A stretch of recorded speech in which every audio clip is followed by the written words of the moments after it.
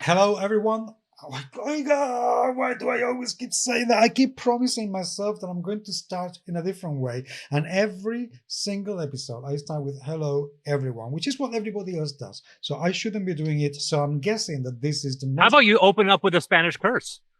Uh, um, no, let's not We do were just we were just talking that. about that before we went out. It's like shit on God. Welcome to the God. Oh God, that would not be good for SEO purposes. Believe me, because although most people will not understand it, but Google probably will, and we don't want the gods on of the internet to actually punish my SEO and my presence online even more than it already does. So anyway, welcome everyone. This is the GMS Magazine Vidcast podcast. Depending whether you're watching in YouTube or listening to this in whatever many tons of platforms it's delivered in. And this is a podcast about role playing games, board games, and the people who make them, and sometimes the people who play them. people I am not who alone. play them and review them. Yeah, sometimes we do actually. Especially we review, that Dune game that was sent to us like over a year ago by Ignacy, and we still haven't reviewed it for reasons completely unknown to us. We keep mentioning that game 2 or 3 years. Mark my words. yeah, maybe this would be the most. We're going to be the record for the most delayed review in the history of board game reviewing. Oh no, I have titles from Stonemeyer. Matt, you must have games that you've been sitting on you haven't reviewed for come on a decade. weeks. Oh months. yeah, definitely. I think I think it's just a thing when you're getting games. It's like there's just not enough time. Truly no. Yeah. And of course, well, you have already heard Chris, and now you have heard our amazing guest, Matthew. Welcome to the show. First time here. Hopefully not last time, because we're going to be talking about a few some very interesting topics, and I was very very much looking forward to chatting with you because I don't know if you know this, but I have the sneaky suspicion that Chris is a fanboy. Oh yeah. Well, no, for me when I discovered you initially on the Dice Tower. I can't remember whether or not I had left by that point, but I was, and I thought you had one of the most refreshing new voices, because, and this is one of those things where I'm sure we were going to try to avoid this, even though Paco's going to probably bring it up, the fact that there was a lot of turnover for a short time. Me and Jason Peacock. Peacock preceded me, and then I discovered Peacock was only about a 5-hour drive for me, so we ended up doing a video together. And then and I can't remember what's her name. I think she's Dutch or from the Netherlands. And I thought, I think yeah. And the good number of us kind of all got let go around the same time. And I can't remember whether you came on after that or whether. I think I came on like shortly after that. And then I had heard that some people had been let go. I didn't know anything about that. I was just like, I'm here. For me, like I said, I know Jason was told specifically that his departure was based on the overall resolution and quality of his videos. He wasn't using a pretty high resolution camera. He couldn't. I couldn't be told that because I use 4K and I had a professional mic.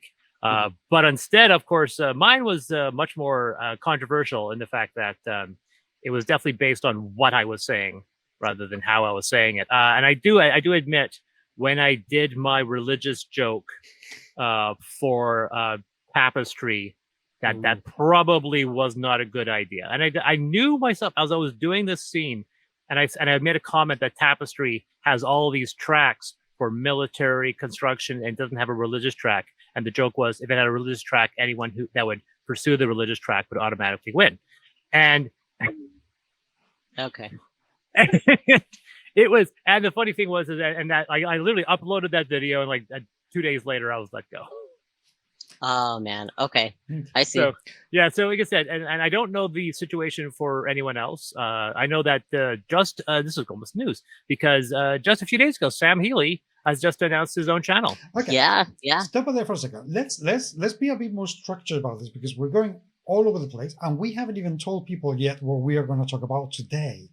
So we could reminisce for hours. Maybe that might be a good idea to tell people what we're going to be talking about today, because this is a topic that is very dear to me, and I'm going to go into mentioning a bit of news very soon. But this topic that is very dear to me because over the last few weeks, and we are right now at the middle of May 2023. For those of you in the future who are listening to this podcast to document the demise of our current civilization. In a nutshell, immense steps to commit genocide against the trans community are being taken, and I am not exaggerating, okay? I think the United States, some states right now are on stage 7 of genocide against the LGBTQI plus community and specifically against the trans community. And the measures they are taking, and I'm going to say this very much on purpose, would make Hitler very proud because they are incredibly pernicious, malicious, and horrible in every way, shape, or form. And listener, viewer, if you're listening, viewing to this, and you feel a little bit, I am not going to hold myself back today because I care about this topic a lot. Unlike all the other previous podcasts we've done where you have held yourself back on topics. Believe you me, I have very often. Trust me. So anyway, today we're going to be talking about that, which is why we invited Matthew, because we want to have your perspective on this topic, which is very, very important. And before we go into that, though, there's one thing I wanted to mention because I have received today an email because this is not the email that I wanted to talk about. No, this is not it wasn't my other email address, which is down here, which I have replied to that email by somebody called Logan Dean, who has already replied back. Hi, Logan. We're going to talk very, very soon indeed. But anyway, they are going to come out with a game called 1978, the night they came home, with they being some sort of weird creature. And the reason why this project has immediately grabbed my attention is because it's a role-playing game for 2 people. And it's a horror-based role-playing game for just 2 human beings, which is great because we don't see enough of those. And because it's based in movies like The Exorcist and the Amityville Horror. Considering that I read The Exorcist when I was 12. Why? Because was it a school assignment? No, okay. Just in case somebody out there hasn't noticed, and this may have something to do with my autism, which is still to be diagnosed, and I'm on my way to doing that. But when I was a child, my parents' bedroom my bedroom oversaw the sitting room, which meant that if I positioned myself very cleverly and very carefully, and I opened the door just enough, I was able to watch the television when my parents sent me to sleep. And on Monday evenings, there was a show by a Spanish producer called My Favorite Horrors, and it was a horror film that my parents used to watch. Guess who watched them too? So I watched things like Psycho, the Amityville horror film, The Exorcist, The Night of the Living Dead, Basket Case. Oh, okay. I watched those things when I was anything between 8 and, older. So I am very used to horror, and I absolutely love it. And that sparked a very healthy, I guess, interest in the paranormal that I continued over my teens because I loved it. So yeah, I read The Shining. I mean, I read an awful lot of Stephen King and Peter Straub when I was 14, 13, 15 years old. And I read The Exorcist when I was 12, and I still love it. So there. So for me, it was Alien. There was a picture book about the making of Alien on my brother. I opened it exactly at the chestburster scene.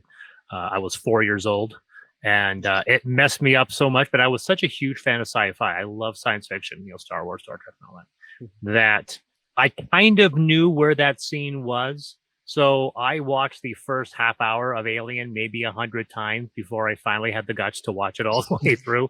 And I think I kind of put it aside, and then it finally was actually in high school where I actually sat down with a friend of mine. We actually watched it all the way through. But I literally, even it was on ABC, I would watch it. And like the moment they go towards the alien ship, I'm like, snip, and then we just turn it off. I did that for years. Anyway.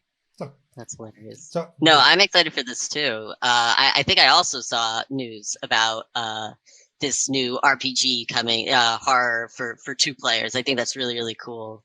And like you said, there's not much out there for just a 2-player RPG experience. So this is really cool. Yes, I'm very much looking forward to it. I have to say, I've taken a look at the preview site.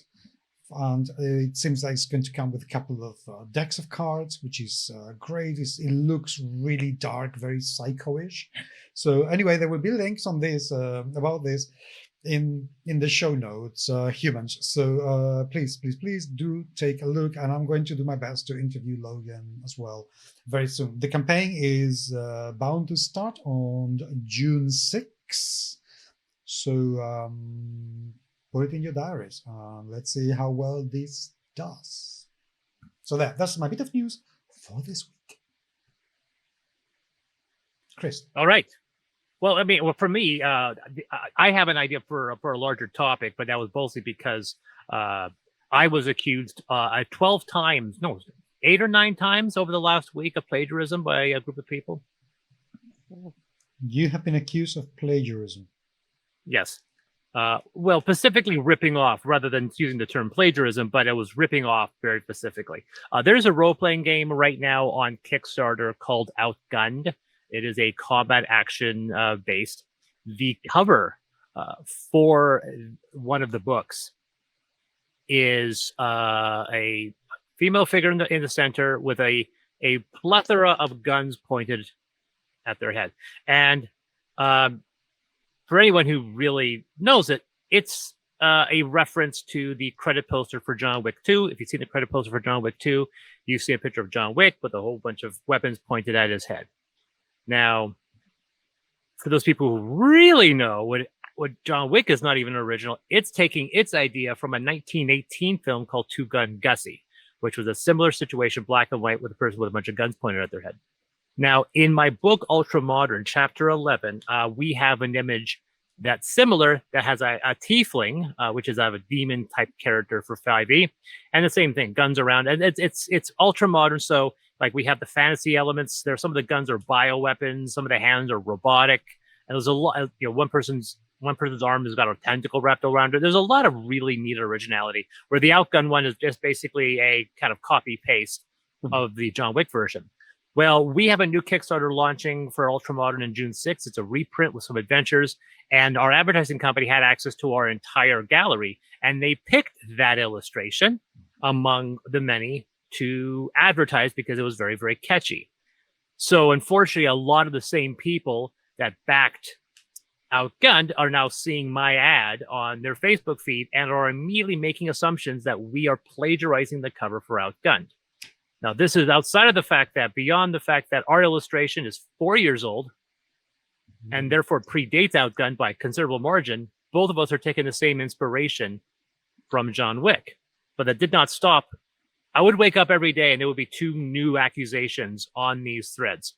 And of course, I would explain and say, these are, I made the thread on my company page.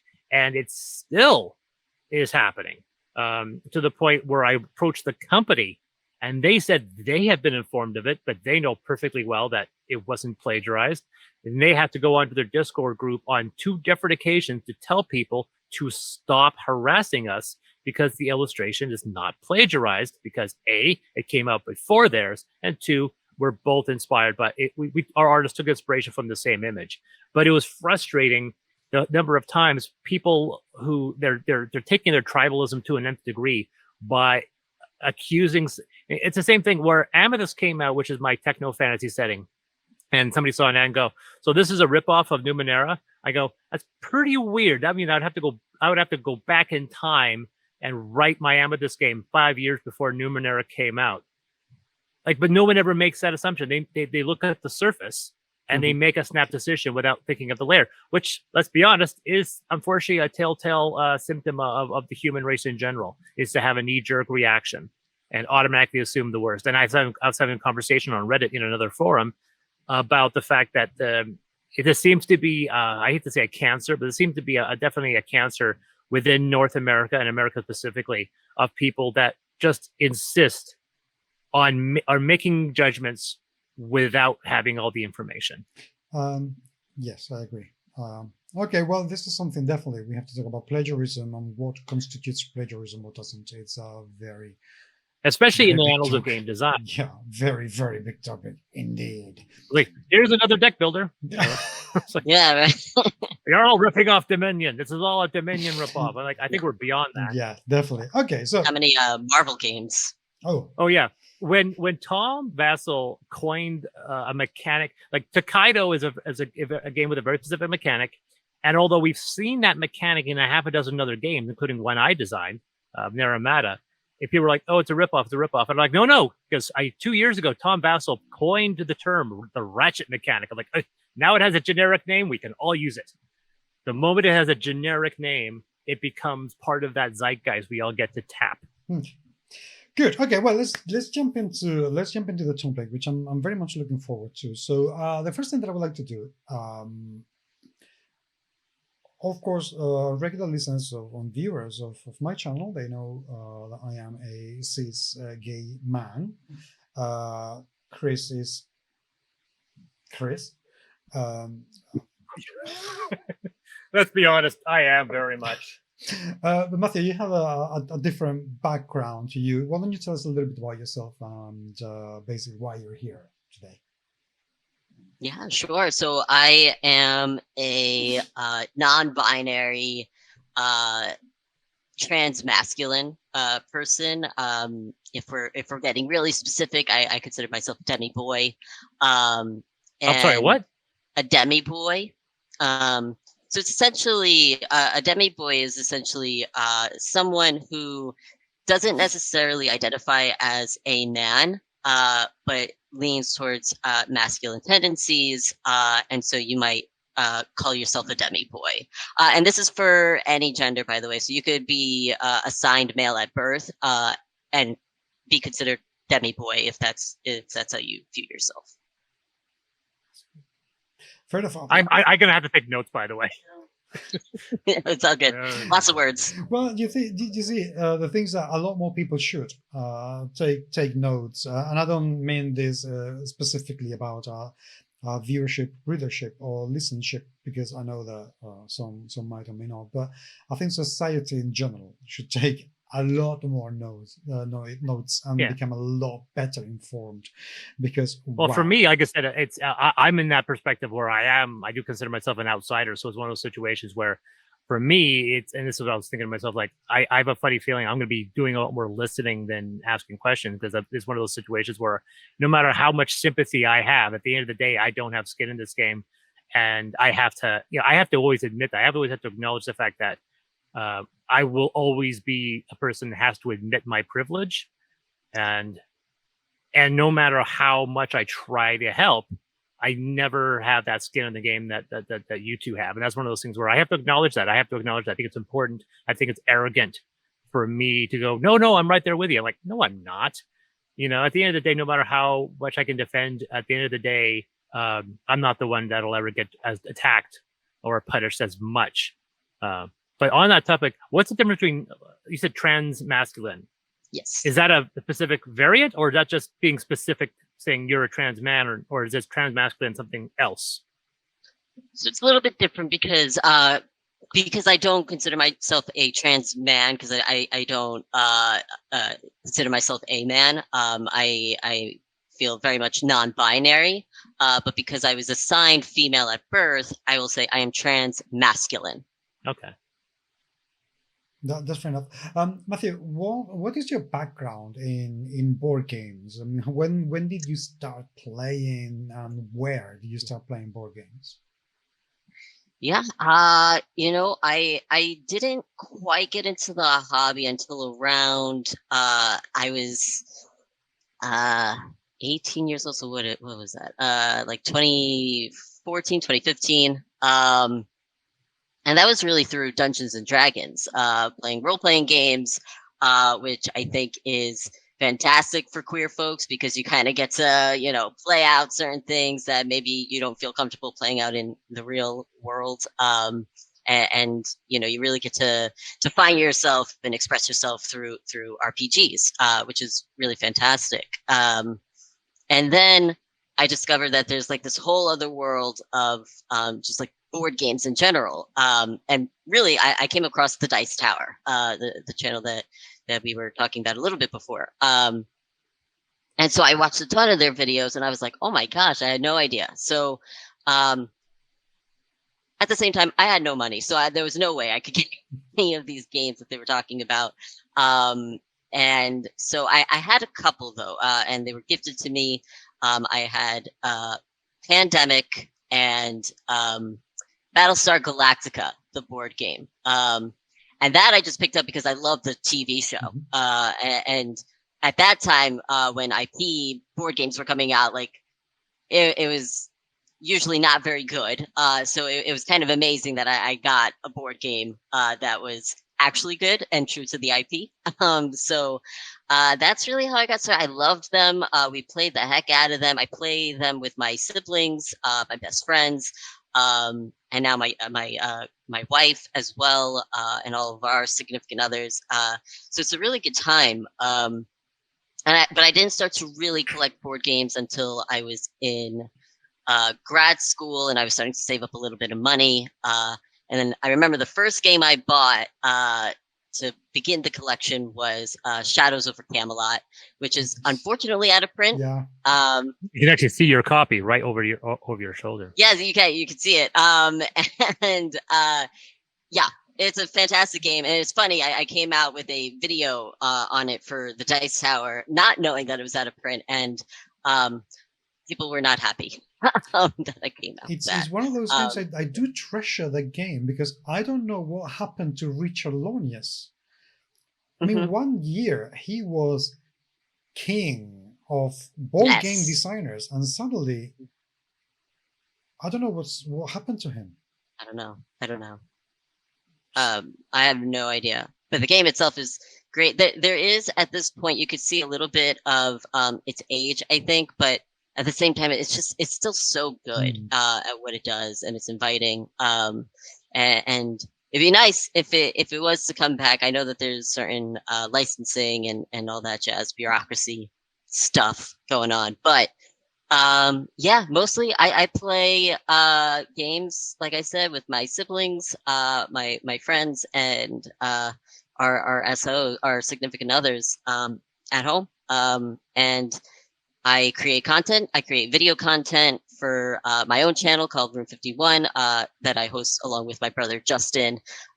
And we also stream on Twitch, playthroughs of games.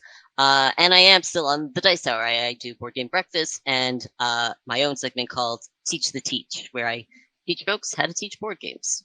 Nice. Okay, you are based in the United States, correct? Yes. Okay. I'm actually in New York. Oh, right. Okay. Wow, that's very expensive. It is. It's so unfortunate. It's the one thing about New York that everybody hates. The fact that, I mean, visiting is absolutely fine. Not an issue at all. Even the hotels can be affordable. But living there is nightmarishly expensive. And setting up offices, premises or anything at all like that is just like, wow. How much is real estate? Wait, what? Yeah, it's brutal. I guess if that's true, then I guess we can make the assumption that your room is the entirety of what you possess. No, the bed luckily comes not. down from the ceiling. Yeah. This is my room where I record, I play games, I sleep here. No, I'm just kidding. But I do have more space than this, luckily. But there's no way I would have been able to afford this if it was not for very kind donations from both of our families and my wife, us living together.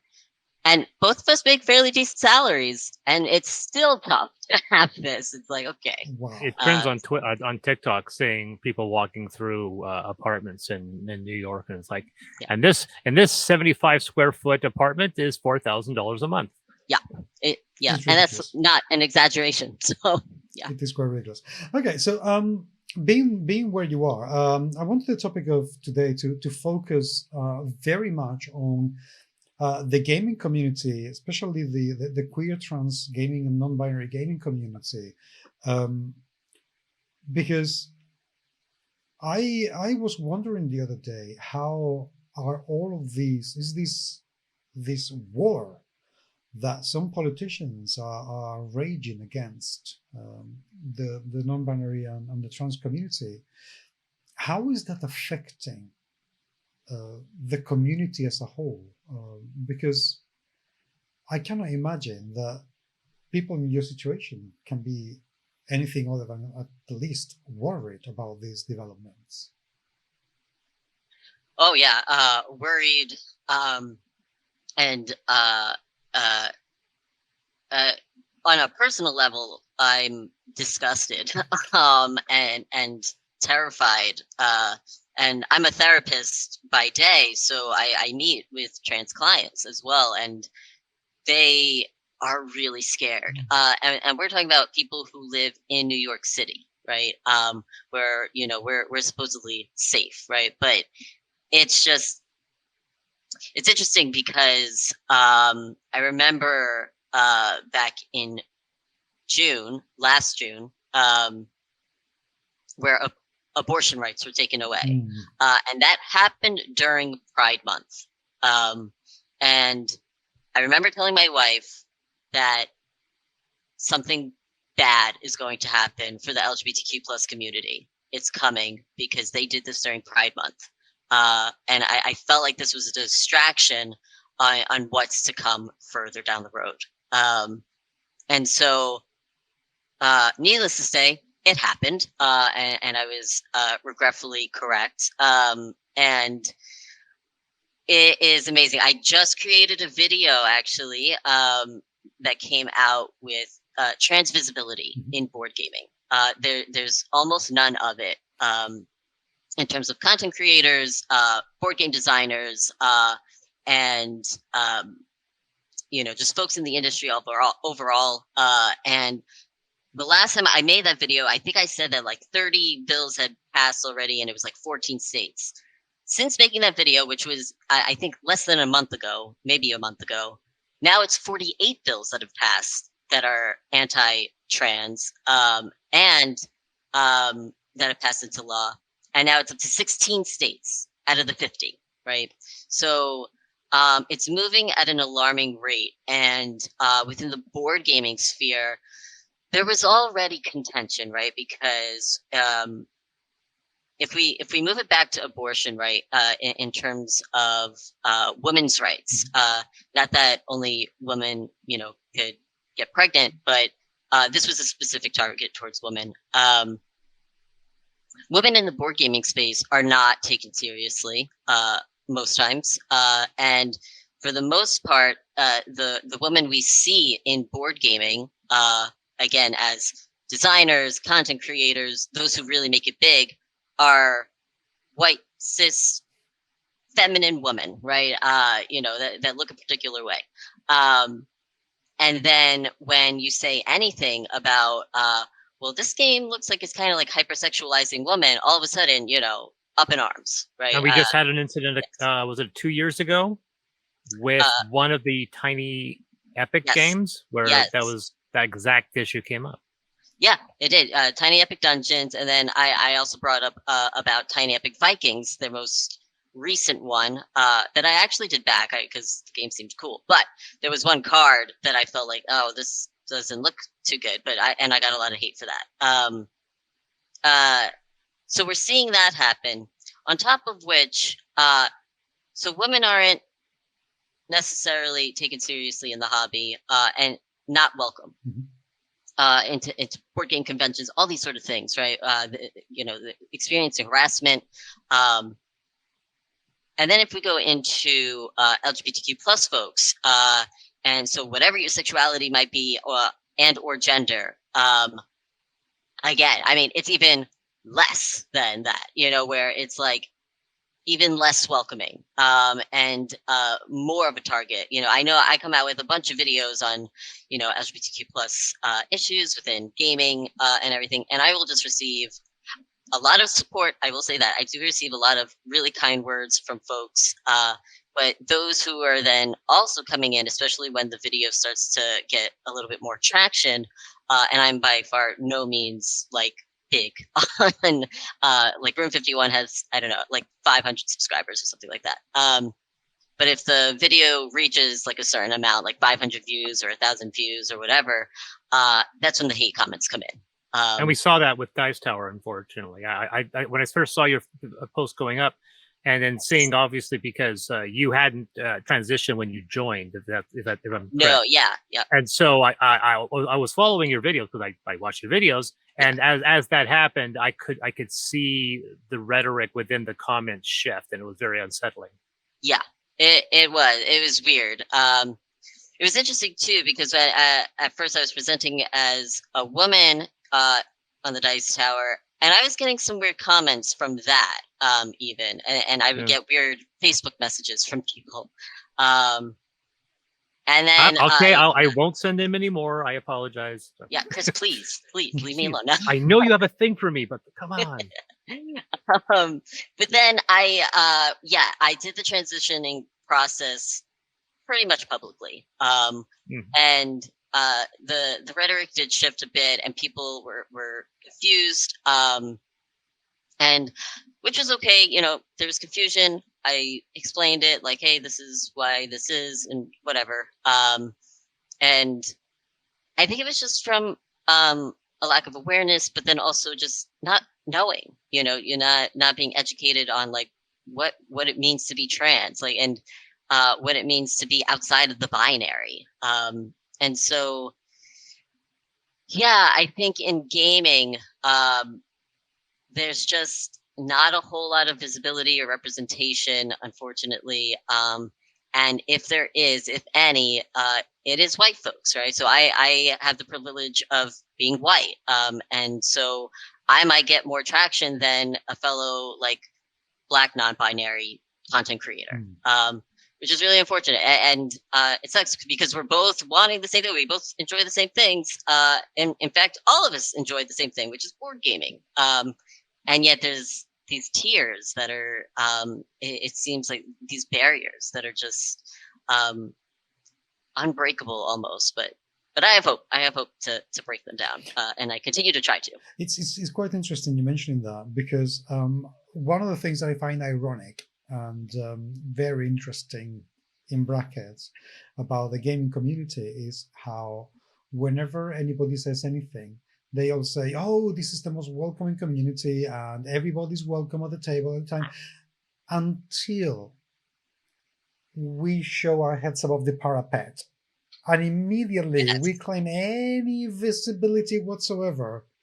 It's like, but why do you have to be so political? Yes. Wait a minute, are we really that inclusive? Because I think if we look with a tiny little bit of critical eye, I don't think we are. No, I think that's a complete lie, to say, people are welcome at the table. And then, yeah, it's hypocritical to say things like that. And then you're right. When we bring these things up, it's like, oh, why do we have to make everything so political? Like, can we keep politics out of our gaming and all this stuff? And it's like, well, we're not talking about politics. We're talking about humanity. Exactly. And let's be honest. Someone says, let's keep politics out of gaming. I'm like, have you seen some of the games? I do believe some of the most successful games of all time are quite literally themed around politics. Yep. Yes, it's just not the politics that you want to discuss. Exactly. They're just like, oh, the War of 1812. That's kind of, or like what was considered one of the greatest games on Board Game Geek for the longest time. Mm-hmm. Twilight right? Struggle, it's just like, I think it was something like that. Which is a political game. The game is itself about politics. Whenever somebody brings that topic and say, "Oh no, politics," it only takes one word to completely dismantle the whole argument. Diplomacy. One of the core games. Mm-hmm. Diplomacy. How much more political can a game be than diplomacy? So one of the greatest rip-off games of Monopoly is a Canadian variant called Pool Economy, which said Monopoly, this is what Monopoly needs to make it better. Politics. Ouch. Okay, so how do you think, and admittedly, I agree with you that we don't see enough non-binary trans people within the board game. We see a few more within the role-playing game, but I believe in board game, and I know a lot of people in board games, the only trans person I know is Bess Shariai. I hope I'm pronouncing her name correctly. It's the only one I know.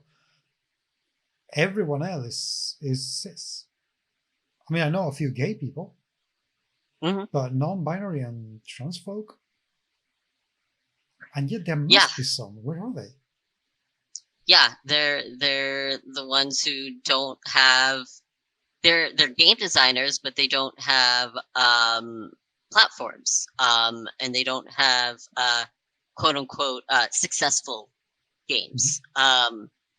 Why is that? Why are publishers not picking them up? Why are they not getting supported? And I know there's Nikki Valens, who's non-binary, who's worked on some games. Although I don't know if they've ever come out with a game that they've only designed. I think it's always been in addition to other designers, but they're more known for like their Arkham Horror stuff, which is cool. There's another one who's really into train games. Amabel Holland. I don't want to misspeak their name. But you're right. There's not a whole lot when it comes to designers, and when you think about like who are the top designers, you're not thinking about like trans folks. That's bottom of the list. And I mean, not even women are really up there. No. Because I know a lot of times the argument will be made, well, there's just like a lot less trans people, and so of course it would be a lot less blah blah blah. And it's like, okay, well, what do you have to say about women then? So there's that. But yeah, queer. There's a lot of queer folks in gaming, and I don't understand how it's possible that like even within board games, like ones that are designed, there's not queer folks represented in the game itself.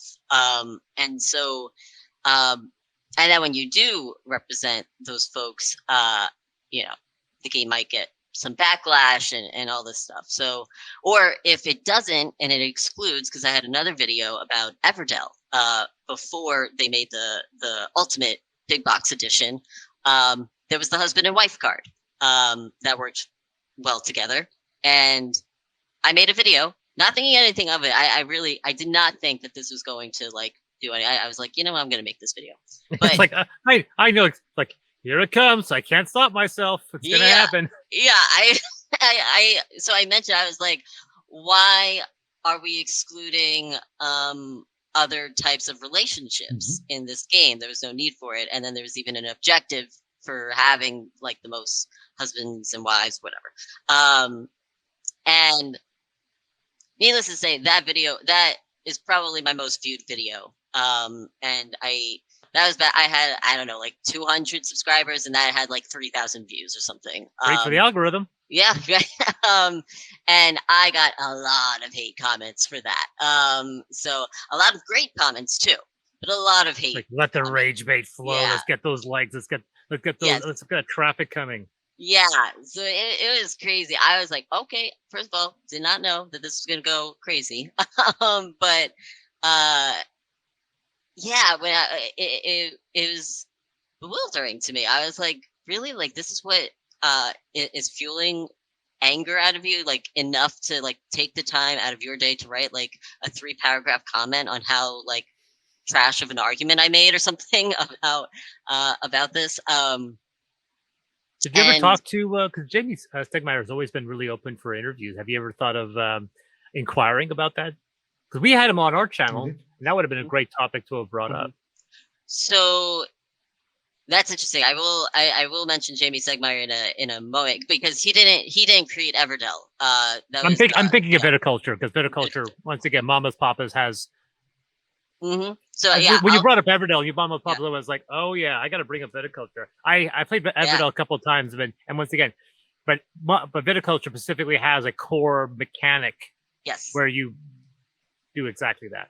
Yeah. So that it's interesting you brought that up, but with Everdell, fortunately, with the new edition, they did make changes, which is awesome. And now you can have different relationships and all that, which is really, really cool. I'm so happy about that. And I think that more games need to do that. On the topic of viticulture, Jamie Stegmaier actually reached out to me, saying, so if you haven't gotten Viticulture World, that's the expansion. Mm-hmm. It mixes it up now, so that the Mama Papa cards, you'll pick them, but it could be either a Mama and a Mama, a Papa, or Mama and Papa. It doesn't matter, because it's just the beginning, right, where it tells you what your starting pieces are. And Jamie specifically did that to incorporate inclusivity, which is really cool of him. And now going forward, I believe if you just get the main copy of Viticulture, that's how it's going to be, the Mama Papa cards. So Jamie Stegmaier, it has been amazing in terms of constantly changing his games to be more inclusive. And even Viticulture World got some flack for, not because of the Mama Papa cards, but because of other things that were going on. Which, that was the reason why we had him on our channel, was to talk about that very specific topic. Yeah. So, and he's really open. He's really open to criticism. He takes in the feedback. He changes things, like a person, and he doesn't even get very nice criticism, right? He will be, people will like yell at him, and it's very easy to just like be angry. It's like, well, screw you or whatever. I'm not going to change anything then, because people could be very mean. But even in the face of that, he still does what he feels is right, which I also feel is right, in terms of changing things to make it more inclusive for people and having everybody at the gaming table feel comfortable, and make sure everybody's actually having fun. That's the main thing. So, well, at the end of the day, truly, apart from some bigots, everyone should be welcome at the table. So to welcome everyone at the table, you need to cater for their realities, not just, for the majority's reality, which is quite frankly not good enough. Other people exist, we are here, kind of thing. So how do you think this new wave of hatred is going to affect the gaming community in your country? I am not sure. I am afraid that it will contribute to the continuation of invisibility of trans people and LGBTQ plus people overall, because they're being told that they're right, that they're using the same rhetoric that they've used so many times before, and I think it goes hand in hand with what you said, Paco, at the beginning, where it's pretty much kind of like Hitler taking over. It's fascism, is what it is, and the same rhetoric of like we have to protect our children and blah blah blah. You don't care. They don't care about the children. They don't care about our well-beings. They care about money. They care about being in power. And so that is dangerous because then people feel like, oh, if I support trans people or LGBTQ plus people in general, I am hurting people, right? I am being I am in the wrong then. I should not do that. Or it's telling folks who already had these beliefs but were not, who maybe felt like, oh, I wasn't allowed to say it. It's giving them more power to say it, and to then even bring that into the gaming sphere. And we're not just talking about the industry itself. We're talking about players going to conventions and things. When in reality, what's happening is we are losing our freedom, and people don't even know it, because the beautiful thing about the queer reality is that you're not put into a box. There is no such thing as toxic masculinity or gender binary or roles that you're supposed to play. This is you being your absolute authentic self. And that is freedom. That is real freedom. And we are being denied that. And so many folks are being tricked into believing that that's not what's happening, right? We're keeping the status quo. You have to be, the super ultra masculine man, whatever that means. And women get to still be, you have to be the housewife, whatever it might be, right? So things like that. And with the queer community, it says something so much different, where it's like, you don't have to do what they're telling you to do. And that's what scares, I think, the government and the people in power. But it can also scare ourselves, right? Because it's like, well, what do you mean I haven't been free this whole time? It's like you're within this cage that's been built for you, and you don't even know it because you feel so comfortable in it. It's a form of safety for you. It's like, no, I'm securing myself, and I get to be secure within these bars. And it's like, no, you don't get to be yourself. And what's so fascinating about board games is how many times we use board games to escape, right? It's a form of escapism. It's a form of challenging yourself. And yet, when it comes to these sort of issues, we don't apply the same joy that we get from board games into these real life issues. And yes, board games, they have like a set of rules and everything, but especially if we look at RPGs, they're guidelines, really. And you get to kind of just play around with the way you want to play around and have fun with it. Board games have a set amount of rules, but really it's for you to be able to actually play some sort of game. And how many times people house rule things anyway? So there's that too. So I guess my ultimate message in this is to be a board gamer and to be non-inclusive doesn't make sense because board games, how many times you're told like, oh, board games, that's child's play, that's for children, right? And so while you're an adult playing these games, and it's like, well, don't tell me what to do. I'm doing what makes me happy, this is part of who I am. So how could you possibly say these things to queer folks, where they're just trying to be their authentic selves, and have that sense of freedom and authenticity? it resonates an awful lot what you're saying, because I agree. When I came into the gaming scene, I've been playing role playing games for more than 30 years because I am that old. And one of the things that I have always been able to do, even though I was masking a lot, was to actually play my true self. It was very easy for me to play a gay character or to play a female character and to explore that side of things without anybody batting an eyelid. But there was one thing that I started to notice when I came out, and is that because you perceive as well your reality in a different manner when you come out and you're your true self to yourself, and is that when you play a queer character, the jokes around the table change. Yes. The conversation changes an awful lot, and that also is true about board games.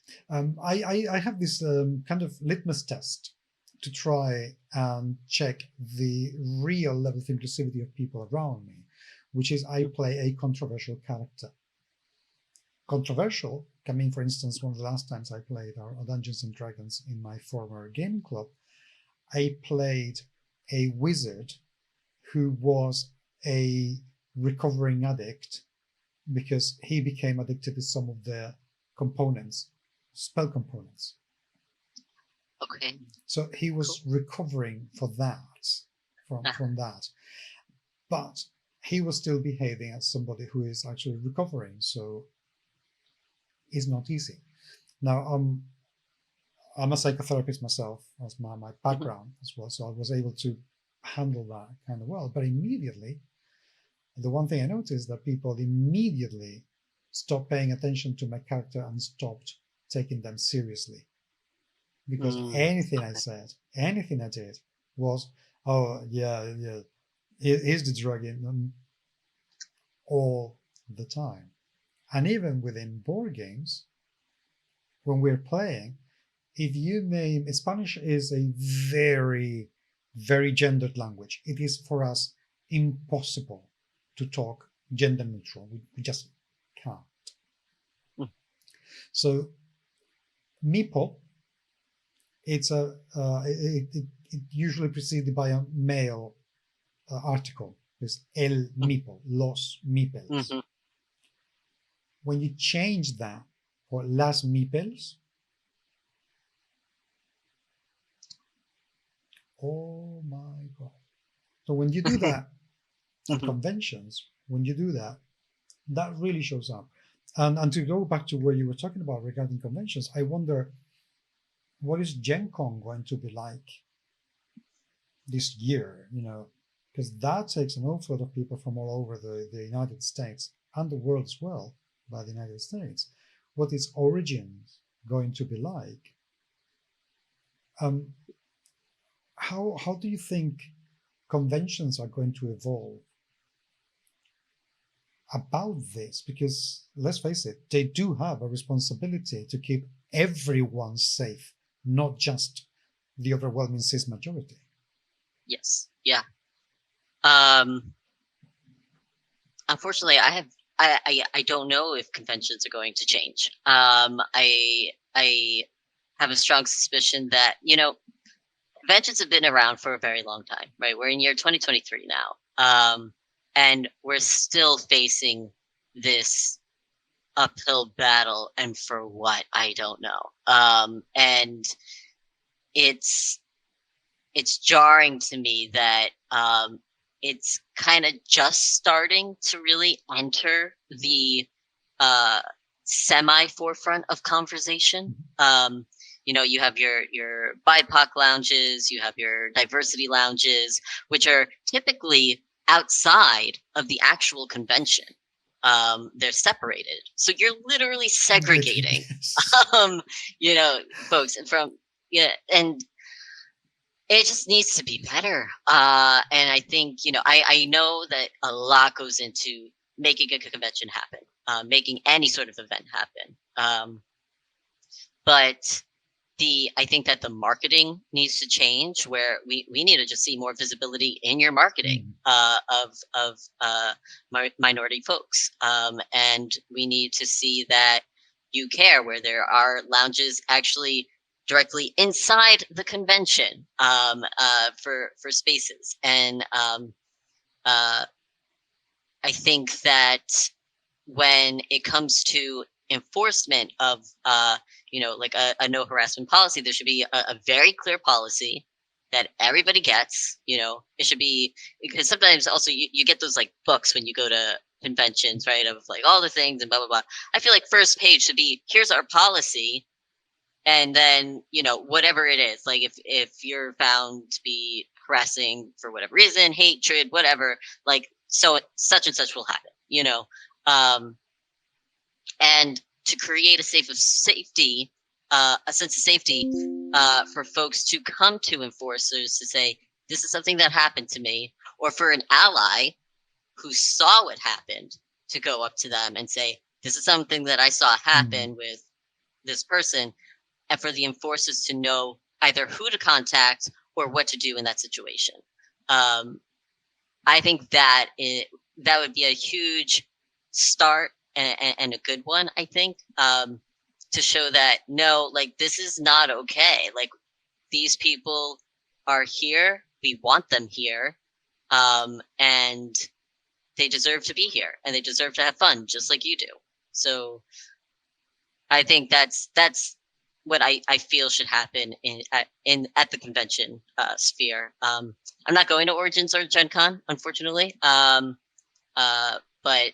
I am interested to see like what kind of happens, what kind of pictures I see afterwards from Gen Con and all that, and Origins. And there will be something coming from me for Origins. I don't know how much I'm allowed to say. I've recently been called the Tom Holland of board gaming. So meaning you're a hottie. Yeah, I'm a hot. That's exactly what they're trying to say. So I don't know how much I'm allowed to say, so I'm not going to say a whole lot, but there is going to be something in terms of inclusivity and diversity for Origins, even though I won't be there. So I'm excited for that. Good. That sounds rather excellent, and I love Tom Holland, so that's absolutely fantastic compliment.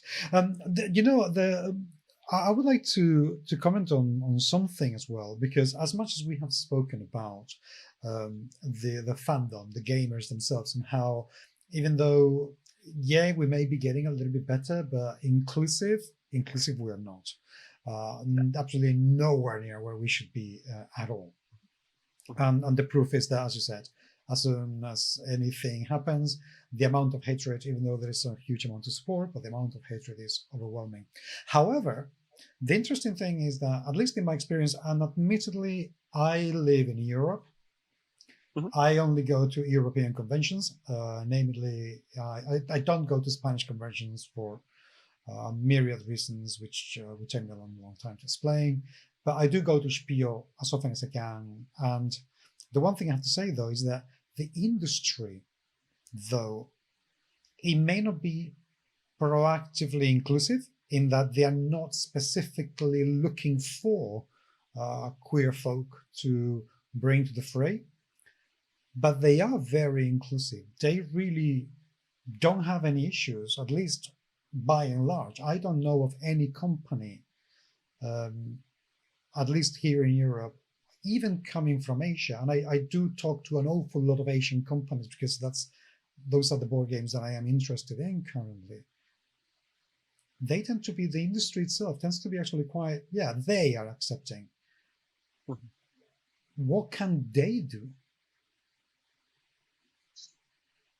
I think that they could show that they even without trying, right? Like, because there are, I know that even some people that I've met within the industry who are more so on the back lines, right? Like, they're not the ones who are visible. A lot of them are queer folks, right? Because queer folks tend to gravitate towards gaming and things, because that's where you get to express yourself and stuff. So so it makes sense, and they want to work in these spaces, and I mean, and especially these creative spaces, right? So I think that in the way they could help is to show like, hey, these are the people that work for our company, right? Like, and they could just give their bios and everything and really like promote that. And you don't even have to say anything about like, here are our queer folks and everything, you know, like it doesn't have to be like that. It's like, hey, this is a person that works for a company who's doing an amazing job. Here's their bio, she, they, blah, blah, blah, you know. And I think that in and of itself, right? I think that having people see it, I think media is huge. Media changes the world. Yes. So if you could have it more so in media, it could show that like, oh, okay, these people are just like people, you know, doing jobs and whatever, you know, and you know, they're not trying to like groom anyone, or they're not predators or anything like that. It's they're just people. And yeah, I mean that's even what happened with Dungeons and Dragons, right? Like, how did it become so popular? Stranger Things comes out. They're playing Dungeons and Dragons, and then all of a sudden, everybody wants to get into Dungeons and Dragons. They want to watch Critical Role and all these things, right? So, whereas before, a while ago, when Dungeons and Dragons was first coming out, it was seen as evil. Like, you cannot play this game. But once it hit the mainstream media, it was all of a sudden like, oh, this is kind of cool. You see Catan on Big Bang Theory, you know. People are like, oh, wow, Catan, cool, you know, like, what is that, you know? And so, and that's why I think media could really change things. And so far right now in media, it's been, especially news media, it's been horrific. What's going on against the trans folks and LGBTQ plus folks overall. How do you find, talking about media, which is another segment of the gaming population, you know, as a gaming ecosystem, perhaps is a better word. What about gaming media? Because quite frankly, there are a few, but I don't see enough queer people getting the traction that cis people get. No, you're absolutely right. Neither do I, including my own channel, right? So, and it's, and that was actually what my most recent video was kind of about. It's like, where are the trans folks in all parts of the gaming sphere, the board gaming sphere, including media, right? The content creators. They're because there's a bunch of them. I know that there are, but are they, you know, like reaching heights such as like the Dice Tower or Watch It Played or anything like that? No, definitely not. And it's terrible because they're coming out with great content, and it's different content. It's from a different voice, and even if it, because, you know, so many people do reviews on board games, right? But why do we go to each person, right? Everybody has some sort of different lens. We relate to certain people and whatnot, but why is it that trans folks are not getting the same you know, spurts of I don't know, viewership, subscriptions, and all these things? I think it's, you know, it's because the people who do gain the traction are not supporting those. The ones who have these big platforms, I think it's their responsibility to help bring up these other voices as well. Because one, that helps grow the entire hobby as a whole, to have more and more folks. I mean, everybody wins, right? So I don't know why we would stop ourselves from doing that, because we all want the hobby to grow.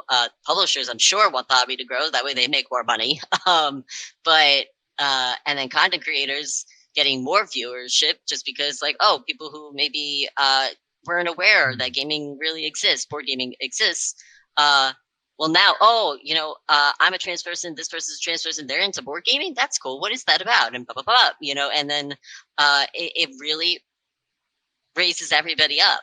So I think it is up to your cis, white, hetero men folks who are who have high status in the content creation side to lift up other trans folks or to lift up other minority folks who are creating good content.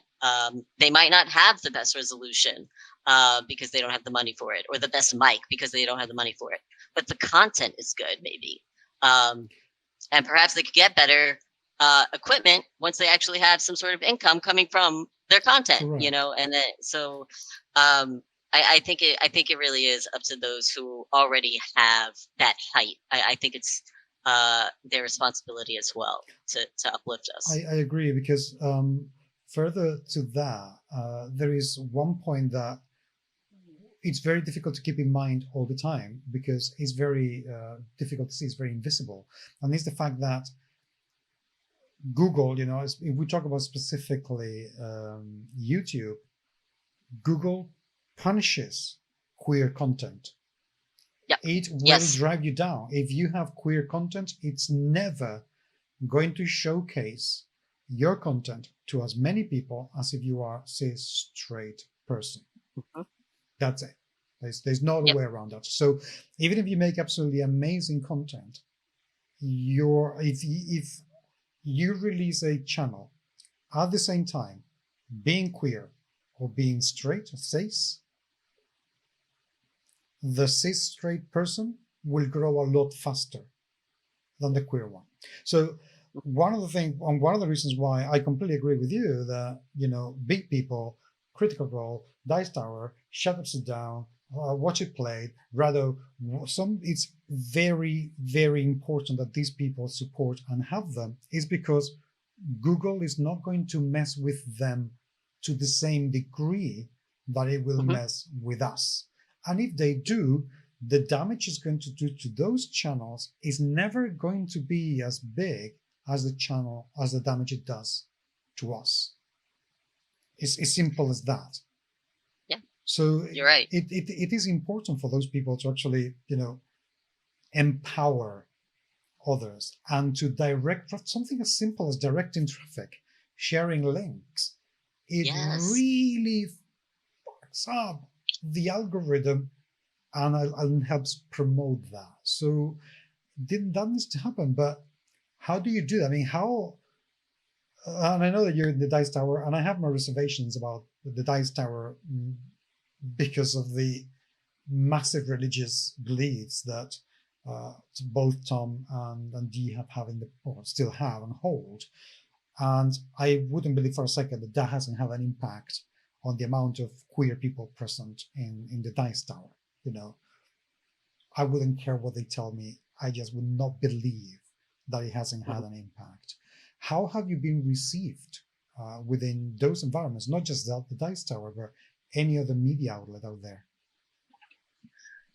It's really interesting because with the Dice Tower, I wasn't out when I was first on it just for Board Game Breakfast. I think they saw me as somebody who was young and full of energy, and that's what they liked about me, I think. And both those things were true. And it was interesting because I kept toying with the idea, like I hadn't spoken about, my relationship, my sexuality, anything like that. And I kept toying with the idea. I was like, this is Tom's channel. Maybe I should ask him, like, if it's okay that I like share these things when I'm, making my video. And then all of a sudden, a little channel called Our Family Plays Games comes onto the scene. And nice people. Yes, they are very nice. And they graciously let me be on now OFDG Voices, which is really, really cool. I was very excited to be a part of that. And I thought to myself, and this was right around the time BLM was happening. It was very close. So they came in, and then BLM happened like about 2 months later, something like that. And I remember thinking to myself, I'm pretty sure they didn't ask Tom if it was okay for them to be Black. So I don't think I have to ask him if it's okay for me to be gay. And so I started to become more open about that. There was a moment I wanted to, it was a Pride Month thing, and I wanted to just highlight some LGBTQ plus designers and their games. So I put in a list. I didn't really quite think anything of it. I just put in that list for Board Game Breakfast, and Tom called me saying that unfortunately he cannot air that video, that he tries to stay away from that, and this is not, and he let me know that it wasn't the only time that he's done this, like because people have done it for like women and all this stuff, and he just tries to stay away from that. I'm like, all right, fine, it's your channel, you do what you want. It didn't bother me. It did seem to bother others because I wound up then just putting it out on my own channel, and I let them know this was going to be on the Dice Tower. They didn't want it. It's okay. I'm putting it here. No hard feelings. And other people who really enjoyed my content, they were like, "No, actually, I'm angry for you. That is not right." And things like that. I'm like, it's his channel. And then I came out. I started coming out as trans and everything, and I had to say, Tom was really supportive of that. As I was going through all of that in terms of name changing, and even on their website, I'm on there. They changed my name on there, and he called me, he emailed me to make sure he was getting it right, like my name, my pronouns, all that sort of stuff. And I felt supported by that. I was like, that's pretty cool. I didn't know, especially because like you said, I wasn't sure how it would be received because it's very family friendly. And, especially like, oh, that's not family friendly content if you're queer. And then, like you said, like he's religious and everything, and you never know, and all that to be said, you could be religious and you could still be an ally for queer folks. Fine. So I did feel supported by him. And I do like being on the Dice Tower. Their viewers could be very harsh. And I have met my match with some of them. And Tom is very good about just deleting the comments. He's like, don't say it to the folks that work for me. You can say it to me and Z, whatever. And at the time, Sam, you're not saying it to the people who, work for me. At least when I joined. I don't know how it was before that. Well, I can say that unfortunately there was very little moderation in my videos, but okay. Once again, my situation is not your situation. It's one thing to attack you as a human being. Yeah. And it's another thing for someone to want me off my channel because they've off the channel because they find my views offensive. My views are external projection. Who you are is an internal definition of who you are, which is something that's way more important. And that's why I'm not equating what happened, my lack of moderation. But I do definitely notice, because I was definitely tracking my videos, seeing comments, anything from, if especially some, I knew the videos were going to get controversial, especially since, I did a 48-minute video on the artistic integrity of this war of mine. And even Tom's like, all right, this is going up on Tuesday. Prepare yourself. He knew it was going to anger a lot of people. Yes, yeah. But that, once again, that's something entirely different. It's not equating your situation at all. No, yeah, absolutely. Most of the comments that I was getting, it was directed my personality or whatever. Yeah.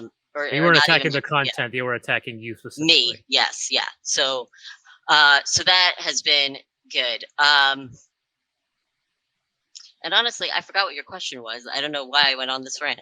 No, we were talking about how media outlets. We were talking about Dice Tower and your reactions to other exactly, and how you've been accepted within the media community, because once again, the media community, we are all very happy, clappy, and super welcoming and super inclusive. But there really aren't that many queer content creators out there, and those that are not really well supported by others. That's just the truth.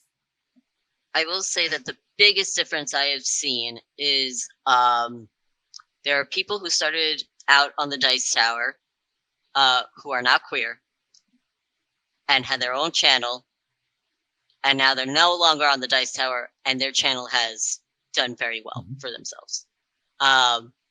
I'm still currently on the Dice Tower. I've been on the Dice Tower for about 3-ish years or whatever it might be. My channel has not soared up. Well, way after this one goes online. And that's just speaking from a personal thing. I don't know about, other folks. But I have noticed that myself and I'm not going to name names, but there are people who were even just on Board Game Breakfast, and boom, like their channel went nuts, right? Great. Awesome for them. There have been people who've made PGB videos, but then also like their own segment on the Dice Tower, and their channel went off. None of these people have been queer. Most of them have been white cis men. I say most, not all. But as a queer person, and I've known other queer folks, and I know some. I know a couple women who, again, were in the space. Not their channel has not had the same success, like not nearly the same success as some of these others. And it's not because their content is any better or worse. It's just of who they are. I agree. I think there's still a despicable amount of homophobia and transphobia within fandom. If we pair that to how the algorithm works, that really punishes that kind of content, we're pretty screwed. Yeah. It is very hard. It is really hard. I've seen, I don't want this to sound as sour grapes. Okay, and this is something I was having a conversation with a friend on Friday. I really don't give a monkeys if my channel grows or it doesn't, because I do this because I love it, not because I want an awful lot of audience. I've been at it for over a decade. My channel is just over 3,000 subscribers. I am happy, genuinely happy about that. But the fact is that I have seen people who have content akin to mine going really, really high. So I'm sorry, but we have handicaps that other people don't. So I think this is something that we should tell other queer creators. If you want to come onto the YouTube, don't do it thinking you're going to make a living out of this anytime soon. No, it's not going to happen. No, definitely not. I certainly have my day job, yes. And night jobs. But yeah, it's unfortunate. The reason I would love to see more people have a bigger audience, such as yourself, such as myself, is not because so much that I care about being like board game famous or anything like that.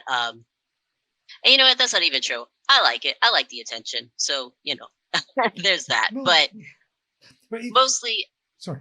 Yeah, but I was just gonna say, mostly I want other people to see that we exist, and that the folks who do watch us, who maybe are queer or are a person of color or whomever, can see themselves, right? And that creates confidence, that creates visibility, that creates just overall sense of worthiness, right? Because so many times you feel invisible, worthless, the list goes on, and it's like, wow, this person's here, and if they could do it, I could do it. And I think that's the point. I agree, and I think that is a very, very important thing. One of the reasons that drives me is because, and especially in my age group, I'm 50. In my age group, I still know a ton of people who have not seen themselves, because we have more than one handicap. We're queer and we're getting older, and let's face it, online media is a business for the young. That's, Google rewards youth. TikTok rewards youth. Youth is a privilege that social media exploits shamelessly and ruthlessly. So, and I know an awful lot of people my age who have not had the chance to explore their sexuality. Literally, I have a friend who's 64 and became, he divorced a year ago so he could be himself and be gay at 64. There are an awful lot. So this is the reason why we have to keep doing this thing, even if it's just for 10 people, for 20 people. But you know what? People watching this, it's in your hands to help. People like yourself, like you, Matthew, people like me, people like Ben Shariari, people like Janon Jaquez, tons of people like that. Without that, it's very difficult to beat that algorithm. And it's not, we may like the fame, and we may like, because we all like to have our ego massaged. Why not? Yeah, right. But that's not the point. No. That is not the point. It's just a nice side effect. But it is not the point. Representation, visibility matters. It's possibly the one thing in social media that matters the most, and we desperately need that. Yeah, and I like you brought up the ageism too. That's a whole other segment. Yeah. Wow. If we go in there, I mean, we've been going for an hour and 21 minutes. We would need another 3 hours to go into the ageism thing. Because, wow, we have a long road to walk. Long road. So anyway, we should start wrapping it up with some final thoughts. Matthew, I would like you to, because this is completely improvised, of course, but to me, what 3 steps do you think that the community for fans, publishers, and media, one step for it, should take to help combat, I'm going to keep calling this attempt of genocide that's going on right now in the United States? I will not call it anything else than an attempted genocide. What can they do? Yeah, I think you're right to call it genocide, because it is. One, so for fans, if even outside board gaming content to do things. So one is look at the ACLU.org. So ACLU.org, it is mapping, it is tracking what is going on in terms of bills, what bills are being active, what bills have passed, what's been denied, which states. And it also offers you a chance to donate to help fight against anti-trans legislation within the U.S. So that's one thing I would say to do. Another is to legitimately watch media. I don't mean just board game media. Watch cartoons or TV shows, whatever, that have queer characters in them, or have been written by queer folks. Get a sense of other voices, and or even just other YouTube channels. Like we were speaking about Jessie Gender earlier. Yeah, we were. Yeah, and she's fantastic. Go watch her stuff. She's all kinds of nerdom, geekdom. Or the whatever Star Trek videos on their own are worth the price of admission. Oh yeah, but yeah. I binged about 8 videos, which doesn't seem like much until you realize their average running length is about 2.5 hours. Yes. So yeah. And the fact that she keeps it captivating and interesting Mhm. And even if you're not 100% focused in the content, also just know the fact that she has no issue showing off the goods. So if you if you're not focused in there, if you're a little distracted, I know why you're distracted, because yeah. Sure. But yes, no, yeah, absolutely. You go watch these people's content, and see like queer characters in a positive light, because for a very long time they've been seen in a negative light.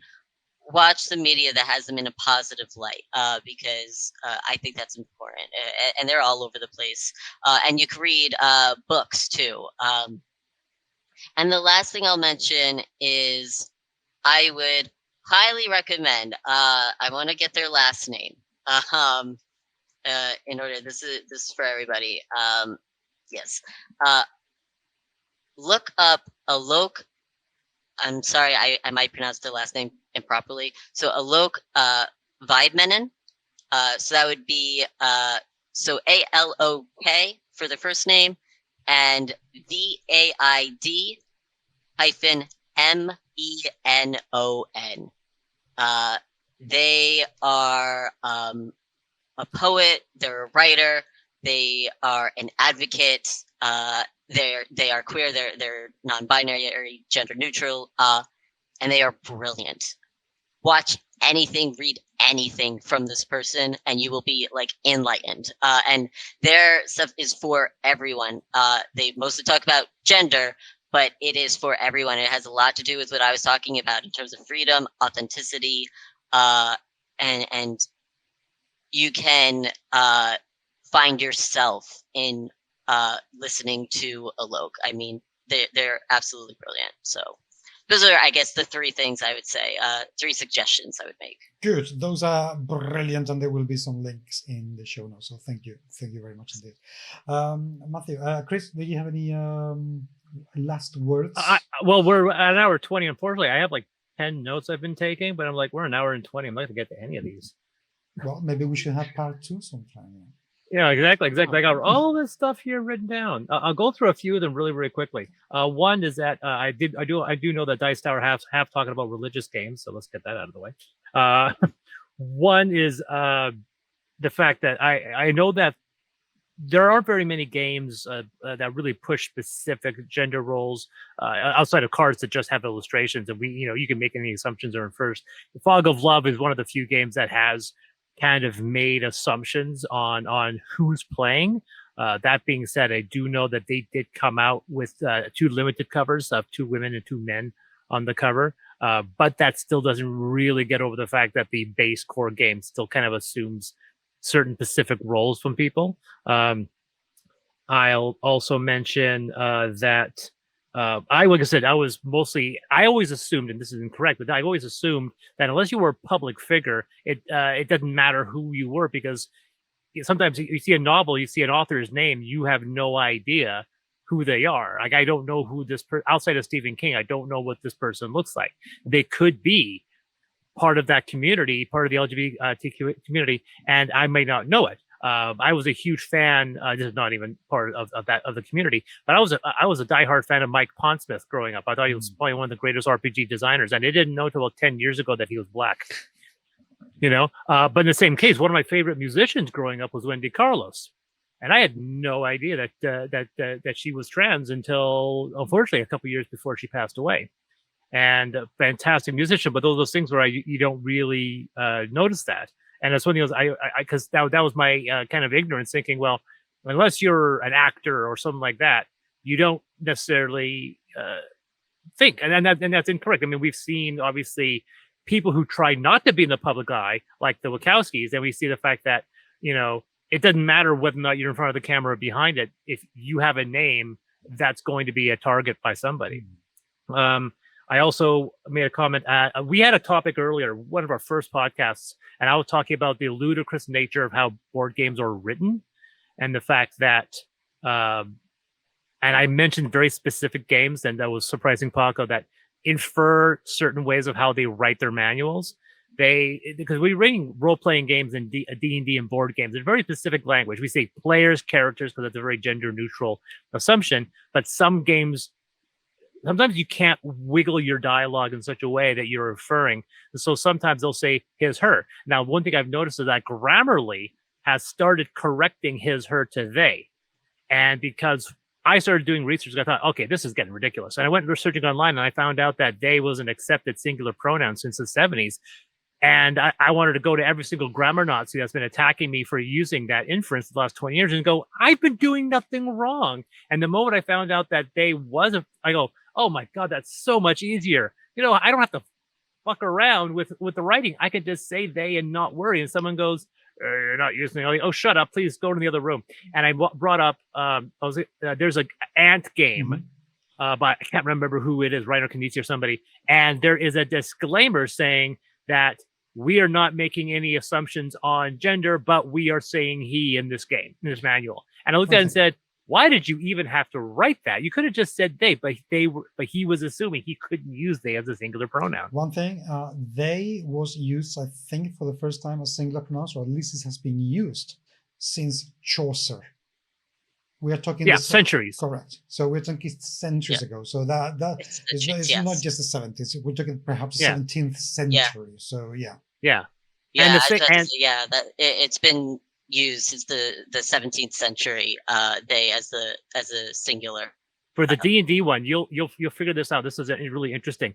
For 4th edition, they did not use they. They pushed the female pronoun, which is their own way of being a little rebellious. I'm not saying once again, this was 10, 12 years ago, and not saying whether they're right or wrong. But it's definitely something I observed. Now, Pathfinder did something very interesting. They would constantly switch it left or right when they're dealing with the classes.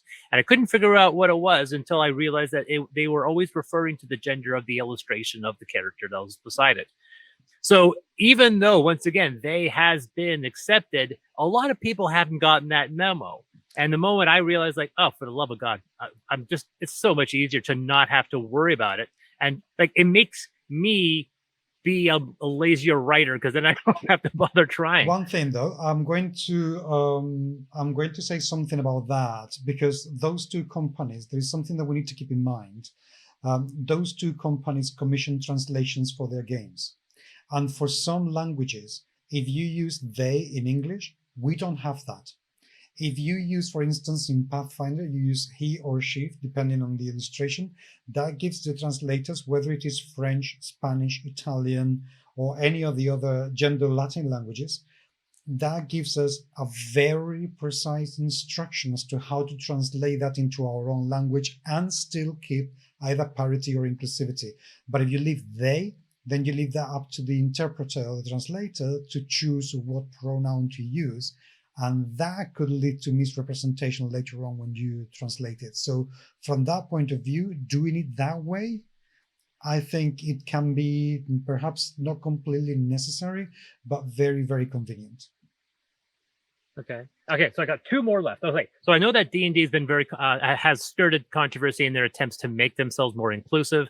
And even though they're simple measures, obviously we've had a very vocal member of the group of the community that have been very much against it. And their standing argument is we've never needed your permission to be inclusive in our game group. The problem is that they're done. Once again, they're talking it from their white privilege.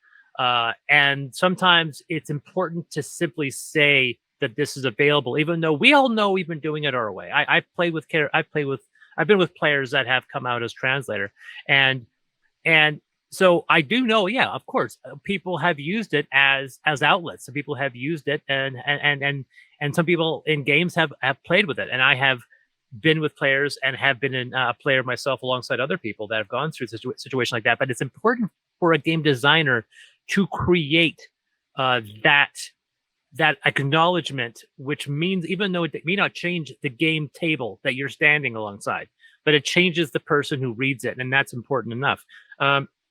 And for me, as a guy who writes D&D, that's my primary career. The fact that I actually think that the inclusivity of that we're trying to encourage makes it easier for me as a writer to play with new ideas and new concepts as a creative mind. For example, I just published a game called Affinity, and one of the playable races is a being of light that wears a human suit. Basically, something that and the rules are very specific. You are not bound on what suit you make. Once you create a human suit, you conform to that suit's biology. And I just find that way more interesting than saying, no, you have to, no, this is a genderless angelic being. And I find it fascinating. I go, that's something that people, oh my God, why are you doing that? I go, because it's fun and weird and interesting, and it creates that environment of opening up this spectrum of new ideas that suddenly I go, well, now this can be accepted. And funny thing is, this has been publication. There's not been a single person that has ever said anything about the fact that you have a race here that's clearly got a trans agenda. Like, no one has said that. There are a lot of people who are reading it, and someone's going, "Oh, that's interesting." And but the thing is that the allegory is in there. It's pretty not subtle because I mentioned it outright.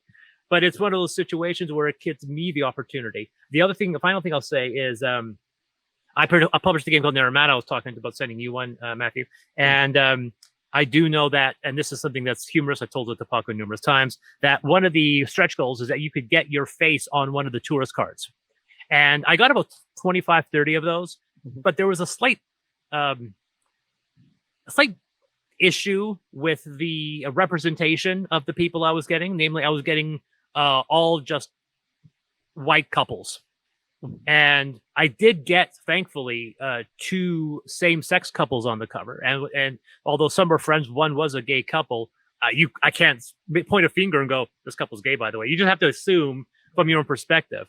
But I had to go out and find, and I reached out to Our Family Plays Games and a few others, Jeremy Howard and a few others. I say, hey, I got this game. It's really white because of the backers. Can I put you guys in this game to just so I could break up the monotony, the very obvious monotony of the situation?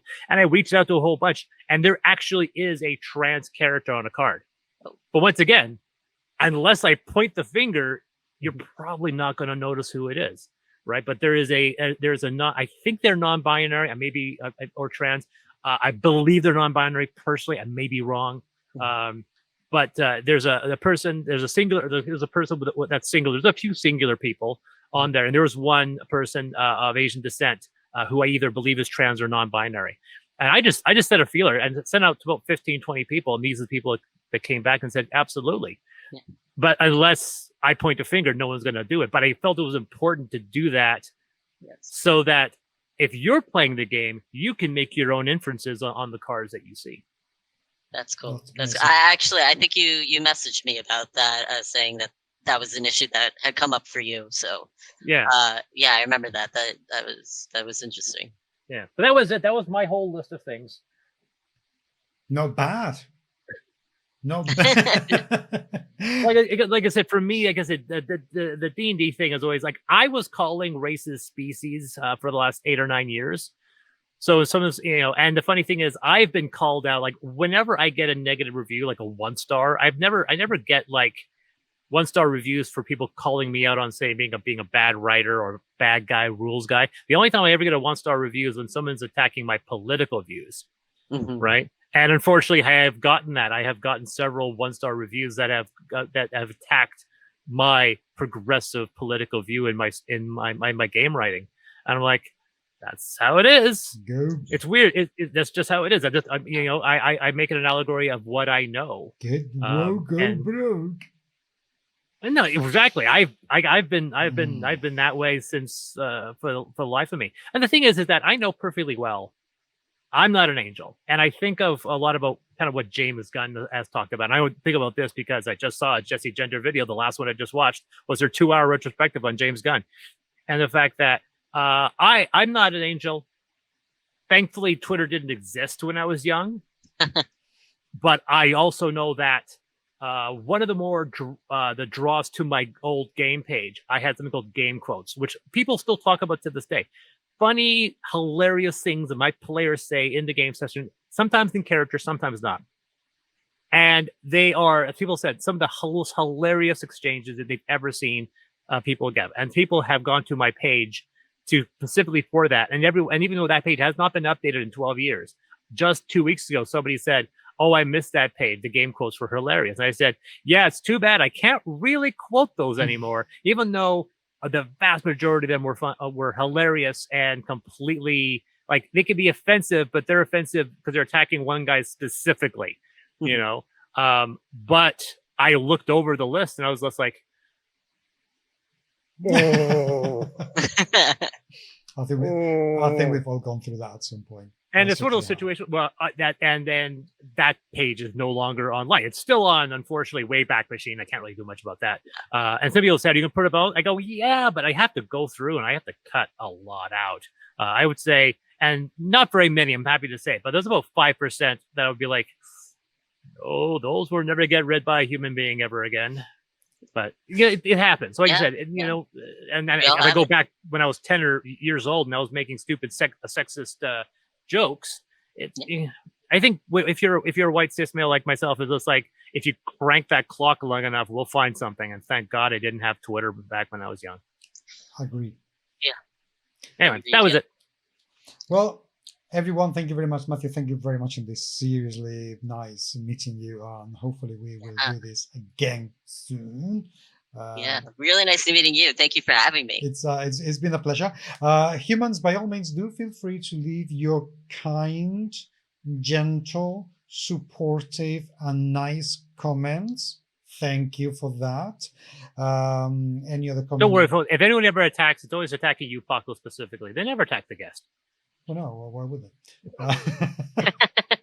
So anyway, thank you very much indeed. Remember that you can find us on Twitter and on Facebook at GMS Magazine. Get in touch by email podcast@gmsmagazine.com. It would be very, very good to hear from all of you, and Chris as well, and Matt as well.